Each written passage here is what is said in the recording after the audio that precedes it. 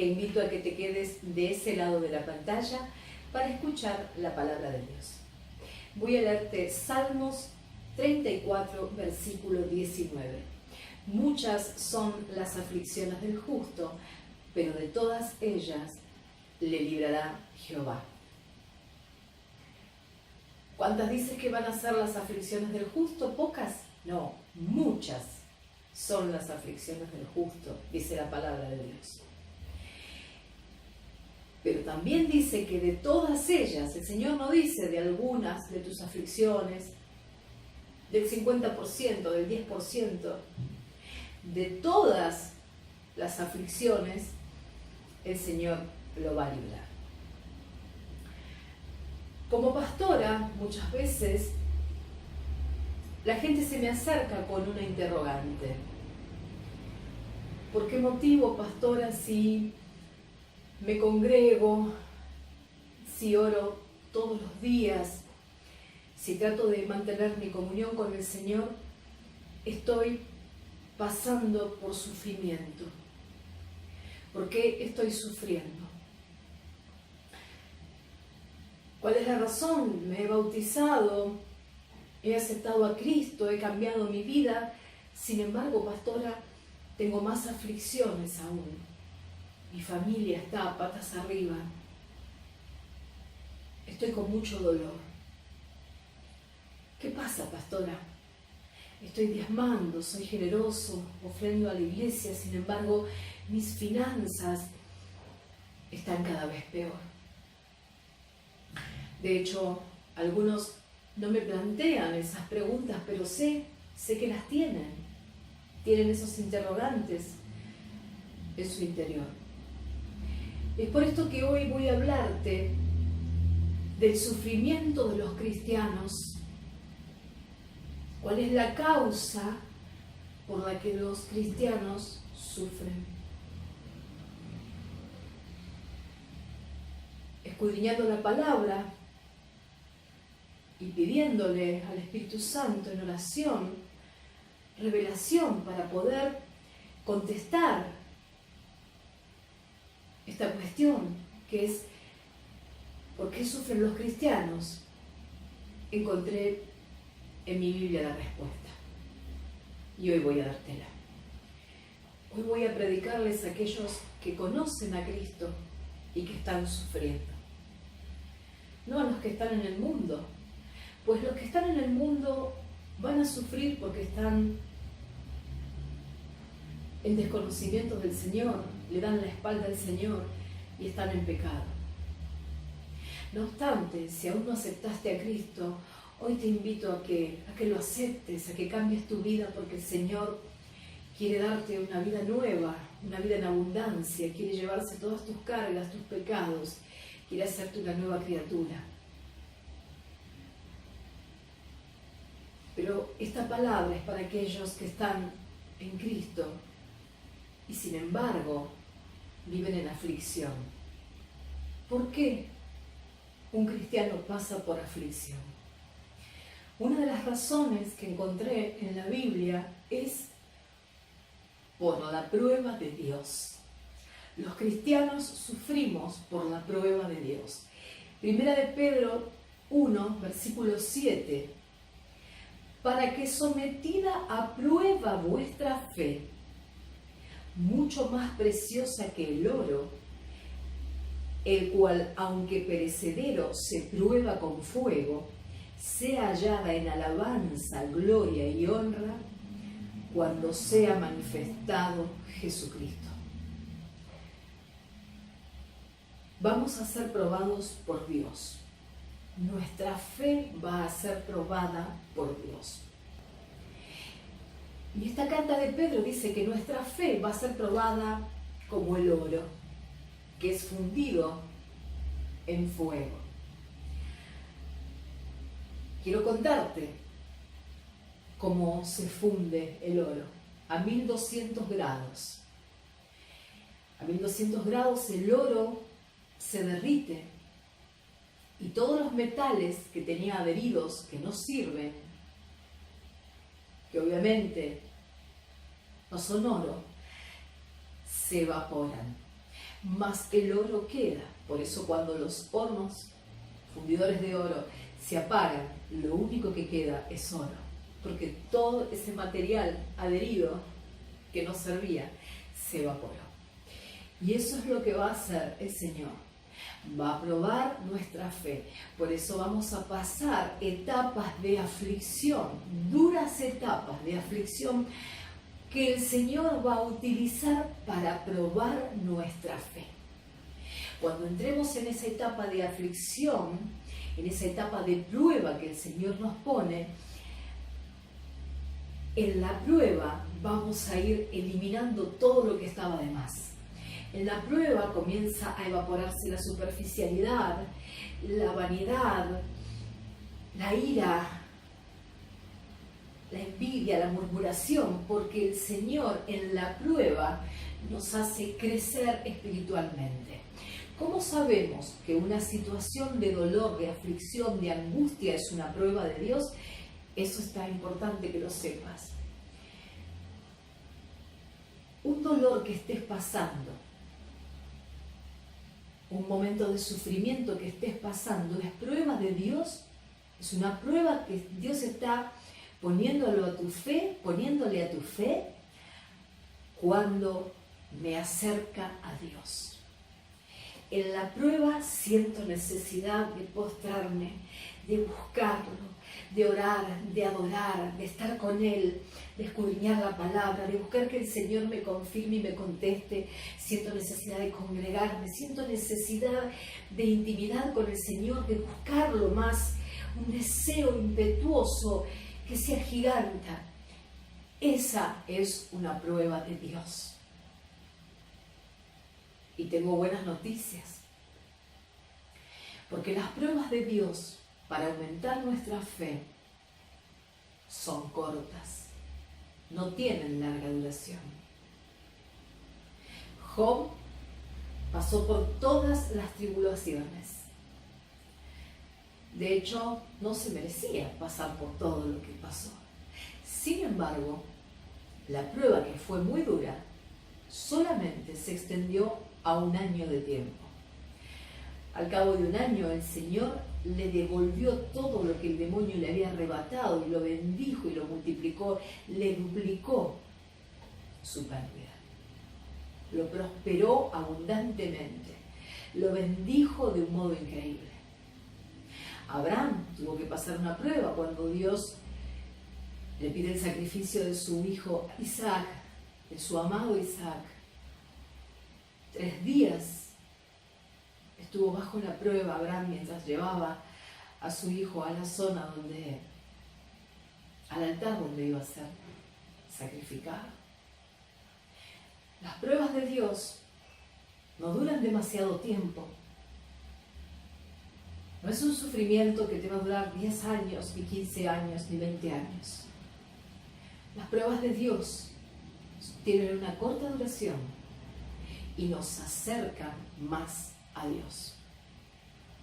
Yo no puedo decir estoy sufriendo porque Dios me está probando y estoy sufriendo tanto que no puedo orar, no puedo tomar la Biblia, no puedo congregarme, estoy mal. Eso no es una prueba de Dios. La prueba de Dios siempre me acerca a Dios, me funde como oro y se evapora todo lo que está mal en mí. Y me pasa el Señor cuando yo supero esa prueba a otro nivel espiritual superior. ¿Y por qué el Señor tiene que fundirme? En 2 Corintios 5, versículo 17 dice: de modo que si alguno está en Cristo, nueva criatura es. Las cosas viejas pasaron, he aquí todas son hechas nuevas. Debe salirse de nosotros todo eso anterior. Pues si hay una nueva criatura, esto significa que hubo una vieja criatura. Y todas esas cosas malas y pecaminosas, todas esas podredumbres que traíamos de la vieja vida, a través de todas esas pruebas con las cuales el Señor nos atrae hacia Él, pues nos acercamos más a Él, Quizás a veces a través de una prueba lo conocemos, lo llegamos a conocer. El Señor nos va a fundir como oro y va a eliminar todas esas cosas, esas podredumbres que traíamos de la vieja vida, ese pecado. Romanos 13:14 dice: sino vestidos del Señor Jesucristo y no proveáis para los deseos de la carne. Debemos estar vestidos de Jesús. Para vestirnos de Jesús debemos eliminar a través de la prueba, que es el Señor nos funde como al oro, eliminar todo lo que no pertenece al Señor Jesucristo, todo lo que le pertenece a ese hombre anterior que éramos. Y es necesario que recibamos una nueva naturaleza. El Señor nos dice en Apocalipsis que no entrará al reino de los cielos ninguna cosa inmunda. Por eso el Señor nos va a probar la fe, nos va a fundir y va a quitar todo lo que no corresponde, todo lo que es pecaminoso. La prueba de Dios nos enseña a orar. Principalmente nos enseña a postrarnos sobre la roca que es Jesucristo. Nos enseña a buscar a Dios. Nos enseña a necesitarlo, a anhelarlo, a desearlo. Nos enseña a buscar a nuestro amado. Y en la prueba podemos ver nuestros errores, nuestros pecados, esos pecados que no estábamos al tanto. El salmista David dice: líbrame, Señor, de mis faltas ocultas, de mis pecados ocultos. A veces en nuestra necedad humana no vemos las cosas que estamos haciendo mal y que desagradan al Señor. Y es en la prueba que logramos discernir qué es lo que estamos haciendo mal. La prueba de Dios siempre nos acerca a Dios. Una persona, un cristiano que está sufriendo, en ese momento en que está sufriendo se acerca, lo necesita. Ese es un cristiano que está pasando por una prueba de Dios, que es una prueba que nos va a llevar a un nivel superior. Ahora, ¿qué ocurre si ese cristiano no pasa la prueba? Dios no va a castigarte. Dios no va a castigarte si la prueba de tu fe no la puedes superar. Pero te vas a quedar en el mismo nivel. Vas a tener que aguardar a que Dios nuevamente vuelva a probarte para superar la próxima prueba. Y recordar que son pruebas cortas y que son pruebas que vas a poder superar, si es que así lo decides. Y por sobre todas las cosas, que son pruebas que te acercan a Dios. La prueba que pone Dios para que vos crezcas espiritualmente siempre te va a acercar a Él. Todo sufrimiento que te acerque a Dios es prueba de Dios. Zacarías 13, versículo 9 dice: y meteré en el fuego a la tercera parte, y los fundiré como se funde la plata, y los probaré como se prueba el oro. Él invocará mi nombre, y yo le oiré, y diré: pueblo mío, y él dirá: Jehová es mi Dios. El Señor siempre escucha a sus hijos cuando envía la prueba. Hay algunos que están pasando por una etapa de sufrimiento y tiene que ver con una prueba de Dios. Ahora bien, tenemos que saber discernir si es o no una prueba de Dios. Una mujer golpeada que concurre a su iglesia y dice que Dios la está probando en ese marido golpeador desde hace muchos años, que ella lo acepta y lo soporta. Debo decirte que eso no es una prueba de Dios. Tenemos que conocer cómo es la voluntad de Dios.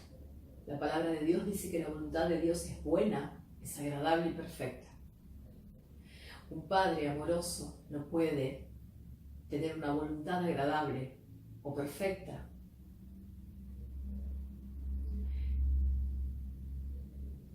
y sentirse feliz de que su hija acepte los golpes de un hombre violento. No es una perfecta voluntad de Dios que dejes que alguien te agreda permanentemente, te humille permanentemente. Eso no es una perfecta voluntad de Dios. Las pruebas de Dios parten de la voluntad de Dios, por lo tanto son pruebas que van a ser agradables, buenas y perfectas, dolorosas, sí, porque traen sufrimiento. Pero no confundamos, que pueden ser desagradables, sí dolorosas, porque nos va a fundir para probarnos como al oro. Algunos toman como prueba, vamos a dar ejemplos, un hombre que se siente tentado por una compañera de trabajo, teniendo esposa, obviamente, y él piensa que eso es una prueba que le está poniendo Dios. Un ex alcohólico que se encuentra con un amigo que lo incita a beber nuevamente y esa persona piensa que esa prueba la está poniendo Dios. Olvídate, hermano, esas no son pruebas de Dios. Jamás el Señor va a tentarte. Santiago 1, versículo 13. Cuando alguno es tentado, no diga que es tentado de parte de Dios, porque Dios no puede ser tentado por el mal, ni Él tienta a nadie, sino que cada uno es tentado cuando de su propia concupiscencia es atraído y seducido. El Señor no te va a poner esas pruebas, así que no tomes ese tipo de situaciones de tu vida como una prueba de Dios. La prueba de Dios es ese momento doloroso que va a vivir el cristiano, que Dios va a utilizar para acercarlo, para hacerlo pasar de nivel. ¿Por qué sufre un cristiano? Hay otro motivo. El primer motivo es porque Dios lo va a probar para llevarlo a un nivel superior. Otro motivo es por una lucha que va a tener contra el demonio. Efesios 6, versículo 12. Porque no tenemos lucha contra sangre y carne, sino contra principados, contra potestades, contra los gobernadores de las tinieblas de este siglo, contra huestes espirituales de maldad en las regiones celestes. El apóstol Pablo clasificó muy bien los demonios.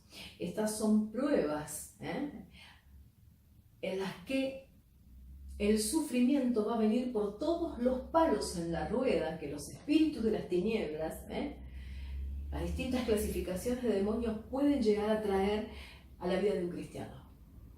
¿Cómo puedo saber que no es una prueba de Dios la que estoy pasando, sino que es una lucha contra el demonio en la que debo yo accionar?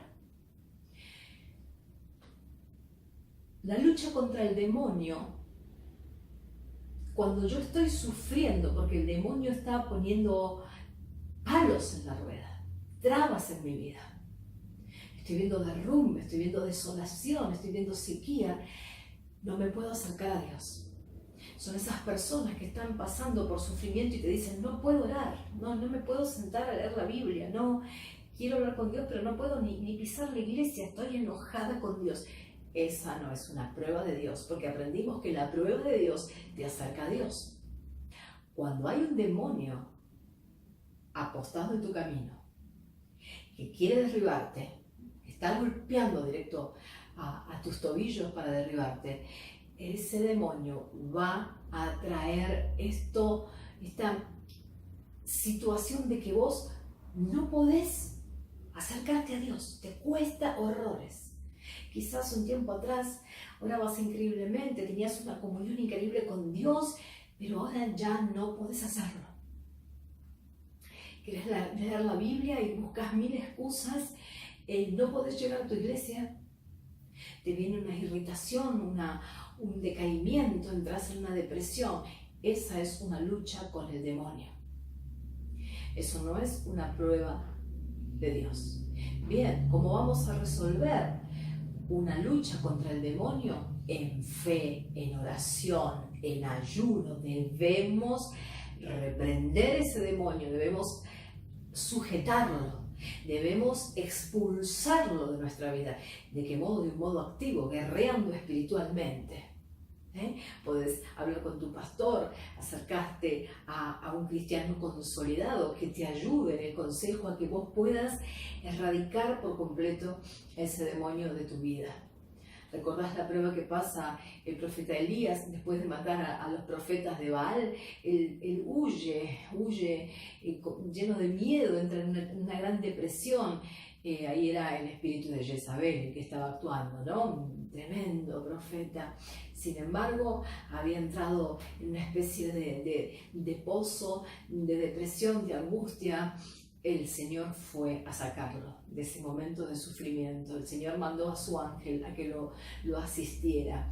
Es por eso que tenemos que aprender a guerrear, porque el Señor nos dice que nuestra lucha no es contra hombres y mujeres, sino que es contra principados, contra potestades, gobernadores, contra espíritus de las tinieblas, de distintas jerarquías. Así que tenemos que aprender a guerrear. Y la característica cuando es una lucha contra el demonio es que yo no siento necesidad de acercarme a Dios, sino todo lo contrario. Son esas personas que están atravesando por un gran problema de salud y vos les decís, quiero orar por vos, vení a orar a la iglesia, y parecen que se enroscan, parece que se retuercen, no pueden pisar la iglesia, no quieren ni que le hables de Dios, ni que le leas la Biblia, están enojadas con la vida, con el mundo, están enojadas con Dios, porque lo que tienen es una lucha con el demonio, están atados con el demonio y hay que revertir la situación. Debemos atar en el nombre de Jesucristo esos demonios y expulsarlos a los pies de Cristo Jesús. Ahora bien, la lucha con el demonio también es de corta duración. La lucha con el demonio es pararse en fe, en oración, en acción, en ayuno. La carta de Santiago dice, resistid al demonio y él huirá. Es por un tiempo. El demonio va a acechar, va a atacar, pero dice, resistan en ayuno, en oración, resistan, apoyados en Cristo Jesús, que el demonio va a huir. Ahora, ¿qué ocurre con esos cristianos con los que te encontrás en la iglesia y te dicen, hace 20 años que yo tengo este sufrimiento? Hace 30 años que mi vida está patas para arriba. Hace 15 años que mi familia no supera estos malestares. Hace muchísimos años que mi vida es un dolor continuo. ¿Qué pasa? ¿Cómo puede ser si la prueba de Dios es corta, dice mi Biblia? Si la lucha con el demonio es corta, porque el demonio, una vez que resistimos, va a huir. ¿Qué es lo que hace que un cristiano sufra por años? Cuando un cristiano sufre por mucho tiempo y sigue sufriendo, es por rebeldía y por desobediencia. Hermano, lamento decir porque la rebeldía y la desobediencia siempre es igual a que el Señor va a ejecutar disciplina. Me voy a basar en la Biblia para que entiendas. Hebreos 12, versículo 5. Y habéis ya olvidado la exhortación que como hijos se os dirige diciendo, Hijo mío, no desprecies la disciplina del Señor, ni desmayes cuando eres reprendido por Él. Versículo 6. Porque el Señor al que ama disciplina. Y ahora viene una palabra muy fuerte. Y azota, el azote es duro, duele, a todo el que recibe por hijo. El tercer motivo por el cual un cristiano sufre es por desobediencia y rebeldía, por no obedecer al Señor. El Señor es un padre que va a disciplinar a sus hijos. Pero hay un problema con este tipo de sufrimiento. Las dos causas anteriores de sufrimiento, la prueba de Dios y la lucha contra el demonio, son cortas. En cambio, la disciplina por desobediencia puede durar toda tu vida y puede irse contigo a la tumba. El Señor tiene todo el tiempo del mundo para disciplinarte. Va a depender de que vos estés en obediencia y dejes de ser rebelde. El sufrimiento del cristiano por desobediencia y rebeldía puede durar toda la vida, hermano. Mi Biblia dice que si confesás tus pecados al Señor, vas a ser prosperado. Yo te invito a que hagas una reflexión de tu vida, de cuál es tu rebeldía, qué es lo que estás haciendo mal, si ese sufrimiento que venís sintiendo es por años y nada cambia, sino que vas de mal en peor, o estás sufriendo por tu rebeldía y por tu desobediencia. Es hora de que cambies.